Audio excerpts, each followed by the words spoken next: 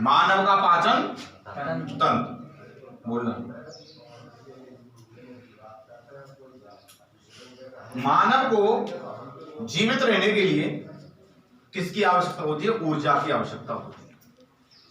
कोई भी सजीव है या निर्जीव, वो जब काम कर सकता है जब उसके पास क्या हो? ऊर्जा हो। निर्जीवों को, जैसे अपन बात करें बाइक की, बाइक को एक स्थान से दूसरे स्थान पर ले जाने के लिए हम उसमें फ्यूल डालते हैं, पेट्रोल डालते हैं, तो बाइक को ऊर्जा मिली पेट्रोल से। ऐसे ही हमें ऊर्जा मिलती है, वो किससे मिलती है? भोजन से मिलती है। हमें ऊर्जा मिलती है भोजन से। भोजन की हम बात करें, खाद्य पदार्थ जिसमें फ्रूट्स आते हैं, फल आते हैं, अनाज आता है, कंद आते हैं। अब डायरेक्टली हम ये नहीं कह सकते एप्पल है और एप्पल को हम लें और लेकर के हाथ में टच कर लें, ऊर्जा शरीर में घुस जाए, ऐसा नहीं होता। एप्पल के अंदर जो भी चीजें, जो भी भोजन है, हम बात करें अनाज की या फलों की, सब्जियों की, सबके अंदर जो पोषक तत्व होते हैं, उन पोषक तत्वों से हम डायरेक्टली ऊर्जा ग्रहण नहीं कर सकते। उन पोषक तत्वों को पहले सरल पदार्थों में परिवर्तित किया जाता है। वो कैसी अवस्था में होती हैं? जटिल अवस्था में होती है। तो उन्हीं पोषक तत्वों को, किसको? पोषक तत्वों को। और पोषक तत्व कैसी फॉर्म में है? जटिल अवस्था में। कैसी अवस्था में? जटिल अवस्था में। जटिल अवस्था से कौन सी अवस्था में परिवर्तित करना? सरल अवस्था में परिवर्तित करना। यह होता है पाचन, डाइजेशन। क्या होता है? पाचन। भोजन में उपस्थित जटिल कार्बनिक पदार्थों, जितने भी पदार्थ हम भोजन में ग्रहण करते हैं भोजन के रूप में, उसमें अधिकांश पदार्थ कार्बनिक पदार्थ होते हैं। कार्बनिक पदार्थ का मतलब जिनके अंदर क्या प्रेजेंट होता है? कार्बन प्रेजेंट होता है, वो होते हैं कार्बनिक पदार्थ। ठीक है। जैसे हम बात करें कार्बोहाइड्रेट, ये मेजर न्यूट्रिएंट्स है, यानी कि मुख्य पोषक तत्व है कार्बोहाइड्रेट। किसके लिए? बॉडी के लिए। कार्बोहाइड्रेट शरीर के लिए मुख्य पोषक तत्व है। मैं बात करूं कार्बोहाइड्रेट की, तो कार्बोहाइड्रेट के अंदर कार्बन, हाइड्रोजन और ऑक्सीजन प्रेजेंट होते हैं, और इनका जो अनुपात होता है CnH2n and ON। ठीक है।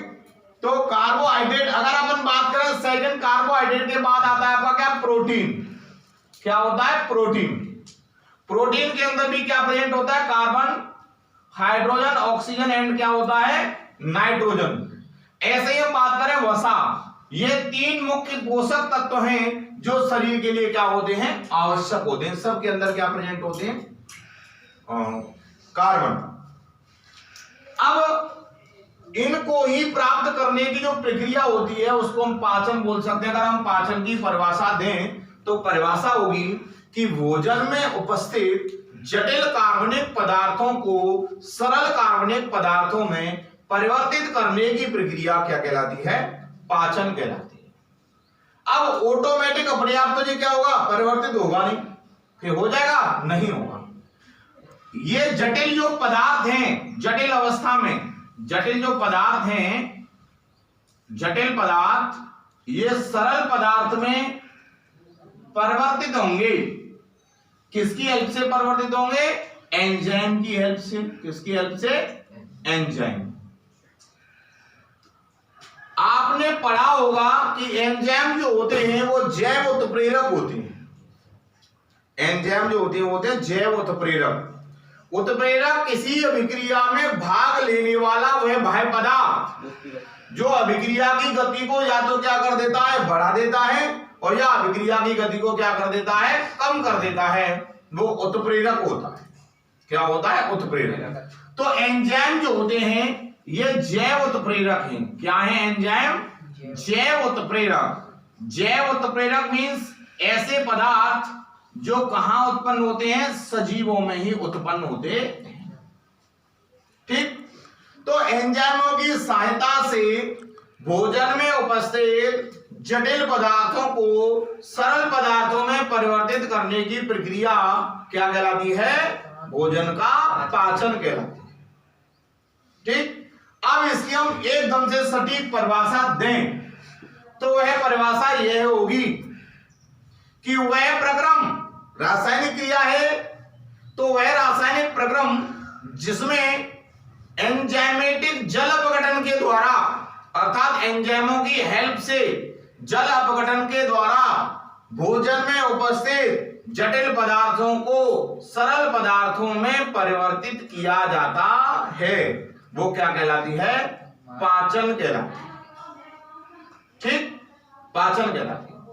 अब मानव शरीर में भोजन के पाचन के लिए एक विशिष्ट तंत्र होता है जिसको हम क्या बोलते हैं? मानव का पाचन तंत्र।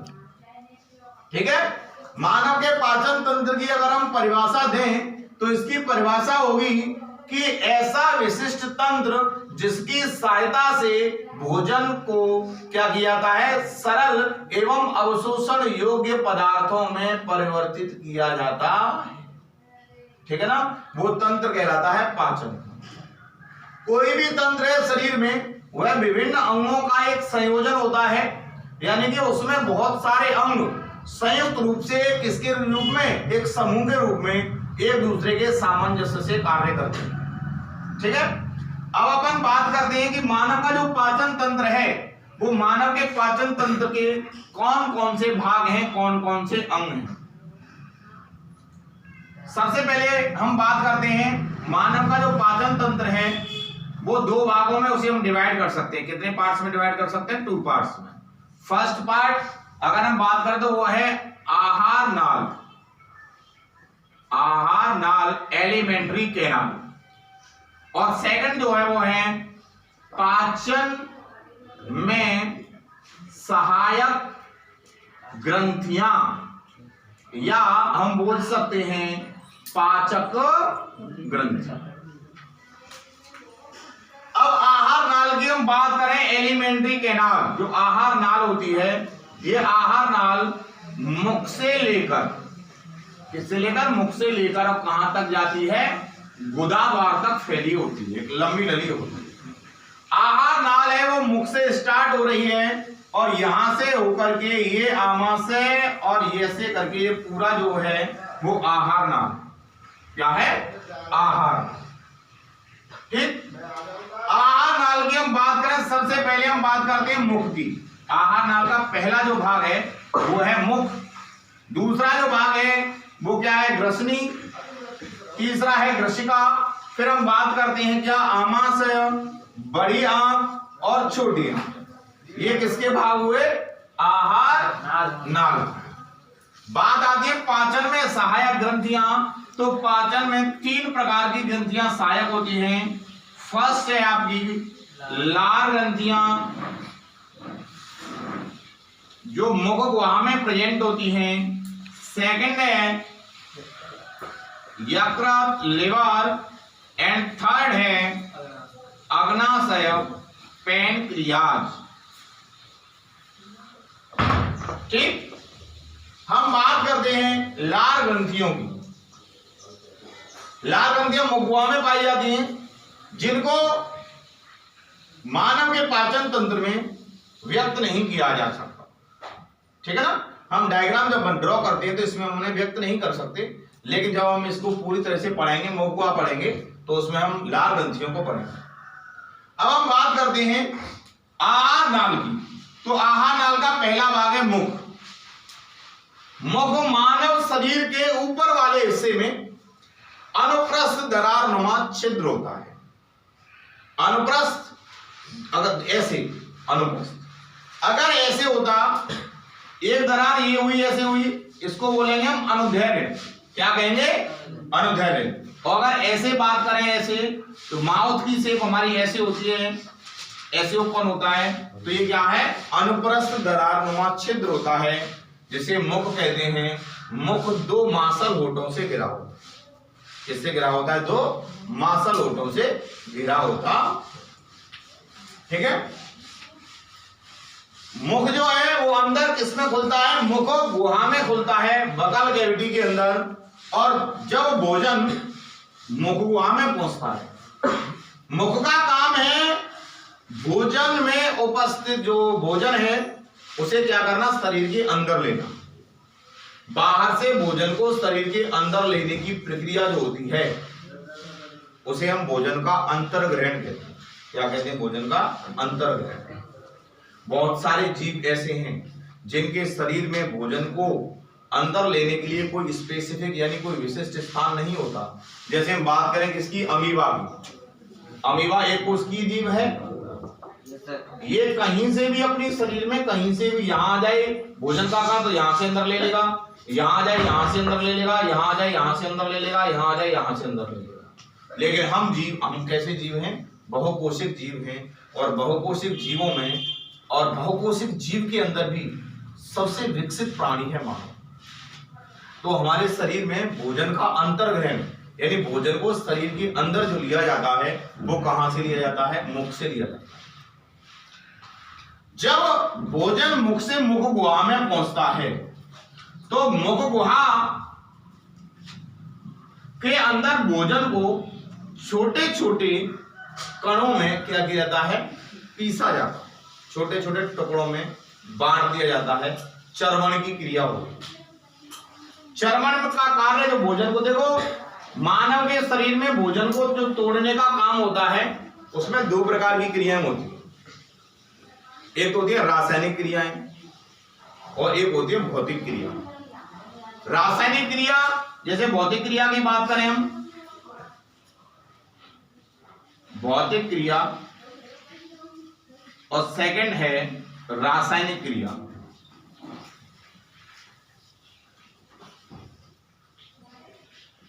भौतिक क्रिया के अंदर हमारे मुख गुहा में भोजन को भौतिक रूप से क्या जाता है? दांतों की सहायता से छोटे छोटे टुकड़ों में पीस दिया जाता है, बांट दिया जाता है। जब ये भोजन कहां पहुंचता है? आमाशय में पहुंचता है। तो आमाशय के अंदर भी क्या होती है? क्रमाकुंचन गति होती है, फैलना सिकुड़ना, फैलना सिकुड़ना, फैलना सिकुड़ना। यहां भी भोजन को मथा जाता है। समझे कि नहीं समझे? ये भी भौतिक प्रक्रम हुआ। और हमारी जो ग्रसिका थी इसके अंदर भी क्या होता था? ऐसे क्रमाकुंचन गति होती है। छोटी आंत के अंदर भी होती है, बड़ी आंत के अंदर भी होती है। तो ये तो क्या? भौतिक प्रक्रम। सेकंड है रासायनिक प्रक्रम, रासायनिक क्रिया। रासायनिक क्रिया में एंजाइमों की सहायता से, अम्लों की सहायता से, हाइड्रोक्लोरिक एसिड है भोजन को क्या करता है? भोजन के कठोर भागों को छोटे मतलब पीस देता है या घुलनशील पदार्थों में क्या कर देता है? परिवर्तित कर देता है। समझे?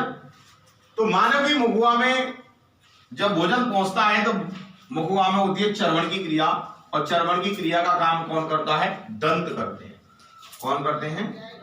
दंत, टीथ। मानव शरीर में या मुख गुहा में टोटल 32 दांत होते हैं। कितने दांत होते हैं? 32 दांत। मानव दंत की बात करें तो मानव दंत जो होते हैं वो दीवार दंती, दीवार दंती, डाइफायोडोंट, विषम दंती एंड कैसे होते हैं? गर्त दंती। ये मानव दांतों की क्या है? विशेषता है।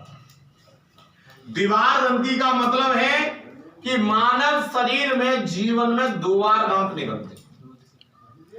पहली बार 20 दांत निकलते हैं, 20 दंत, जिन्हें अपन क्या बोलते हैं? मिल्क टीथ या दूध के दांत। क्या बोलते हैं? दूध के दांत, मिल्क टीथ। समझे ना? इनमें से जो 20 दांत हैं, बाकी के जो 20 दांत गिरने के बाद जो दांत निकलते हैं उन्हें कहते हैं अपन क्या? स्थायी दांत या परमानेंट टीथ। समझे कि नहीं समझे? कौन कौन से दांत हैं जो जीवन में पहली बार मतलब 2 बार निकलते हैं? आगे के कृंतक, रदनक और क्या होते हैं? अग्रचर्वणक को छोड़कर। अग्रचर्वणक नहीं निकलते और पीछे वाले अक्कलदार को छोड़कर चर्वणक जो है ये सभी निकलते हैं पहली बार यानी जीवन में 2 बार। विषम दंती का मतलब है मानव के जो दांत हैं वो कितने प्रकार के होते हैं? 4 प्रकार के होते हैं। कितने प्रकार के होते हैं मानव शरीर में, मुखवा में दांत 4 प्रकार के दांत होते हैं। कौन कौन से? नंबर 1 कृंतक। कृंतक मतलब इंसाइजर। सेकंड रजनक, कैनाइन। थर्ड अग्रचर्वणक,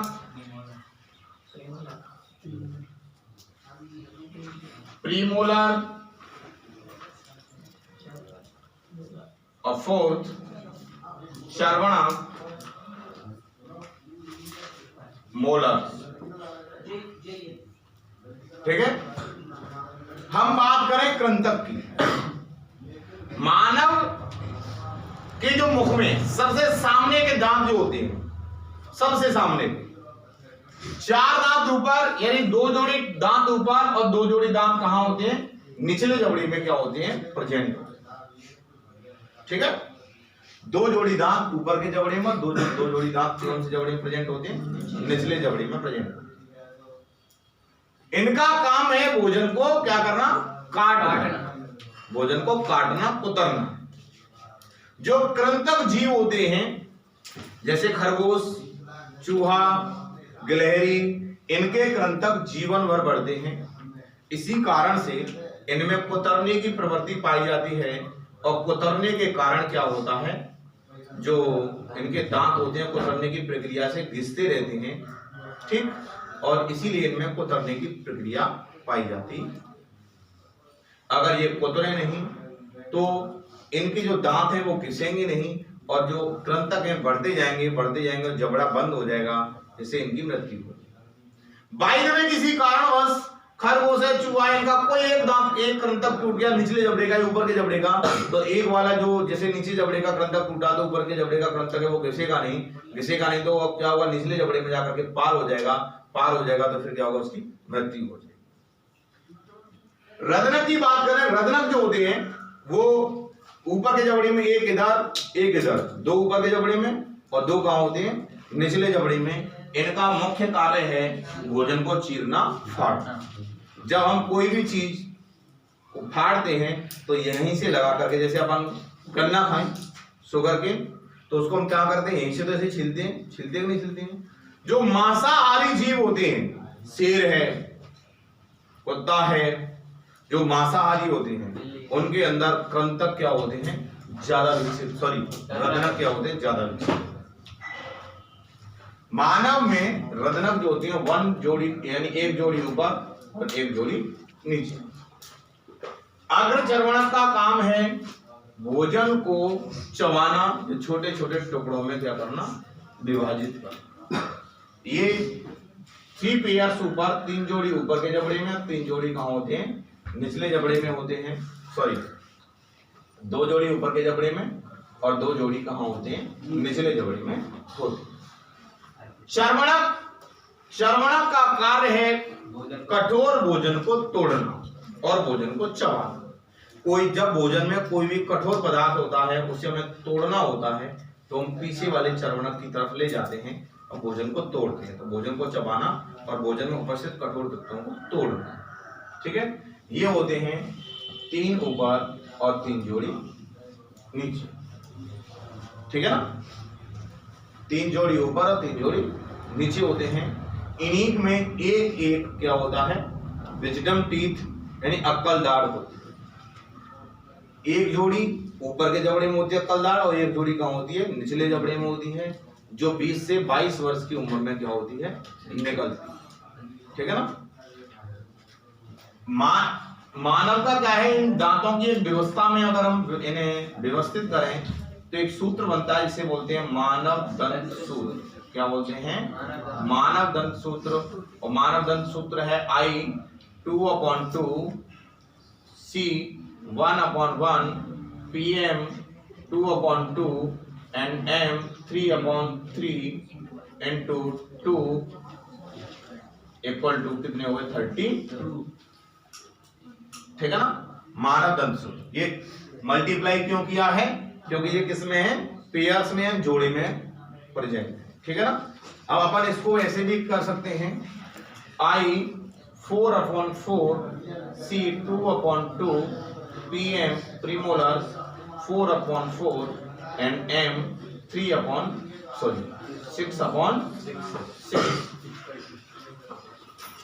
इक्वल टू कितना हो गया 32। ऐसे भी कर सकते, मल्टीप्लाई नहीं करना होगा। 42 40 बटे 42 40, ऊपर के वाले को ऐसे याद रख सकते हैं अपन 21 23 बटे 21।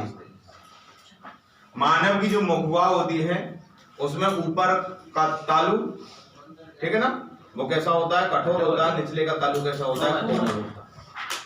मानव की मुखवा में 2 जबड़े होते हैं, ऊपर का जबड़ा कैसा होता है, फिक्स होता है, किसके साथ, हमारे स्कल के साथ, खोपड़ी के साथ फिक्स होता है। और निचला जबड़ा कैसा होता है, चलायमान होता है। निचले जबड़े को हम क्या कर सकते हैं, चला सकते हैं, मूवेबल होता है, गतिशील होता है।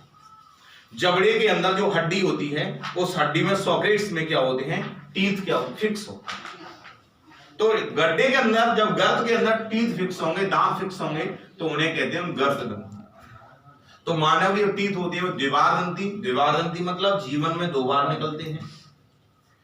विषम दंती 4 प्रकार के होते हैं। गर्त दंती जो जबड़ा होता है उसके अंदर जो गड्ढे में यानी सॉकेट के अंदर क्या होते हैं, फिक्स होते हैं। मानव की मुखगुहा में भोजन को दांतों की सहायता से छोटे छोटे टुकड़ों में पीस दिया जाता है। मुखगुहा में क्या प्रेजेंट होती हैं, लार ग्रंथियां प्रेजेंट होती हैं। क्या प्रेजेंट होती हैं, लार ग्रंथियां। लार ग्रंथियां कितनी जोड़ी होती हैं, 3 जोड़ी लार ग्रंथियां होती हैं, 3 जोड़ी, जिनमें से कर्णपूर्व पैरोटिड, सेकंड अधोजिह्वा एंड थर्ड है आपकी अधोजंभ। कर्णपूर्व पैरोटिड यहां कान के जस्ट यहां, इधर यहां होती है, ठीक है ना, यहां ये क्या होते हैं, कर्णपूर्व। अधोजिह्वा जीभ के क्या होती हैं, नीचे, जहां हमारी जीभ जुड़ी होती है उसके जस्ट नीचे क्या होती हैं, अधोजिह्वा जीभ के नीचे। अधोजंभ जो जबड़ा होता है, ठीक है ना, ऊपर वाला जबड़ा और नीचे वाला जबड़ा, जबड़े का जहां दोनों जबड़ों का जॉइंट होता है, यहां गालों में, यहां पर क्या होती हैं, जो आपकी अधोजंभ जो लार ग्रंथियां प्रेजेंट होती हैं, ठीक है। लार ग्रंथियों का काम है लार रस स्रावित करना। कौन सा रस स्रावित करती हैं, लार रस स्रावित करती हैं। लार रस में एक एंजाइम होता है एमिलेज, या एमिलेज का एक दूसरा नाम है क्या, टाइलिन एंजाइम। कौन सा एंजाइम, टाइलिन। टाइलिन एंजाइम का काम है भोजन में जो स्टार्च है, क्या है, स्टार्च, स्टार्च को किसमें बदलता है, माल्टोज में बदलता है। कौन, टाइलिन किसमें बदलता है, स्टार्च को माल्टोज में बदलता है। 30% जो 100% स्टार्च में से 30% स्टार्च मुखगुहा में माल्टोज में परिवर्तित हो जाती है। केवल 30% स्टार्च का क्या होता है, पाचन होता है मुख के अंदर। लार रस में श्लेष्मा होता है। श्लेष्मा क्या करता है, भोजन को चिकना बनाता है और भोजन के कणों को आपस में चिपकने में मदद करता है। मुखगुहा में एक मांसल जिह्वा होती है और जिह्वा का काम है, पेशीय जिह्वा है, इसका काम है भोजन को लार में मिलाना। और इस पर क्या होती है, स्वाद कलिकाएं प्रेजेंट होती है, ठीक है। स्वाद कलिकाएं स्वाद का ज्ञान कराती हैं। आगे वाली जो होती है वो कैसी होती हैं, मीठा ज्ञान कराती है, मीठी होती है स्वाद का। यहाँ जो होती हैं इसके ऊपर ये कैसी होती हैं, खट्टी होती हैं। और यहाँ जो होती हैं वो कैसी होती हैं, तीखी, कैसी होती हैं, तीखी स्वाद का ज्ञान, ठीक है। और जस्ट पीछे पीछे यहाँ जो होती हैं वो कैसे स्वाद का ज्ञान कराती हैं, कड़वे स्वाद का ज्ञान कराती हैं। स्वाद का ज्ञान कराती हैं, कड़वे का ज्ञान कराती हैं, ठीक। मुखगुहा के अंदर भोजन गोलिका में परिवर्तित हो जाता है, छोटी छोटी गोलिकाओं में परिवर्तित हो जाता है, जिन्हें क्या कहते हैं, बोलस। क्या कहते हैं? बोलस। ठीक है, तो इन्हें बोलस कहते हैं। बोलस के रूप में भोजन मुखवास से कहां जाता है? ग्रसनी में पहुंचता है। कहां पहुंचता है? ग्रसनी में पहुंचता है। ग्रसनी जो होती है वो कैसी होती है? एक कुप्पी नुमा संरचना होती है, फनल लाइक स्ट्रक्चर होती है, ऊपर से चौड़ी और नीचे से कैसी होती है? सकरी होती है। और ये दो भागों में डिवाइड हो जाती है। यहां जाकर के आगे जो होता है वो विंड पाइप होता है, श्वास नली, और पीछे जो होता है वो कैसी होती है? भोजन नली। ठीक है।